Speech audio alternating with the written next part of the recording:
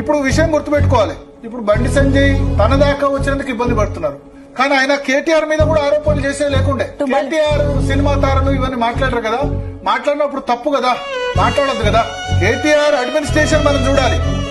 కేటీఆర్ చేసిన strategic road development programme, SRDPO, SNDPO, strategic నాలా development programme, Hyderabad కు ఒక బ్రాండ్ ఇమేజ్ కేటీఆర్ తీసుకొచ్చారు కదా.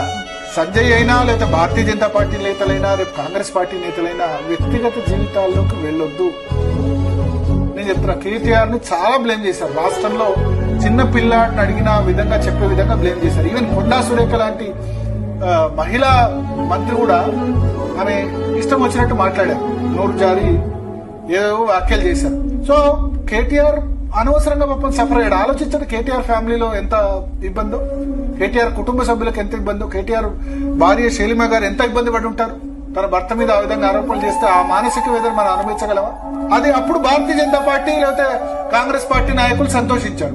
చాలాసార్లు బాధపడ్డ సందర్భం, కొన్నిసార్లు కన్నీళ్లు పెట్టుకునే సందర్భాలు ఉన్నాయి. ఎందుకులో నా కొడుకుని బాడీ షేమింగ్ చేసినప్పుడు, ఇష్టం వచ్చినట్టు తిట్టినప్పుడు, వాడేం తప్పు చేశాడు పాపం చిన్నపిల్లోడు అని బాధపడ్డ రోజులు, మా ఆవిడ ఏడ్చినప్పుడు గానీ, ఇంట్లో వాళ్ళు బాధపడ్డప్పుడు గానీ, వాళ్ళతో పాటు బాధపడ్డ రోజులు, అనవసరపు లేని దిక్కుమాలిన సంబంధాలు అంటగట్టి నోటికొచ్చినట్టు మంత్రులతో సహా మాట్లాడుతుంటే, నికృష్టంగా మాట్లాడుతుంటే బాధపడి ఎన్నో ఉన్నాయి.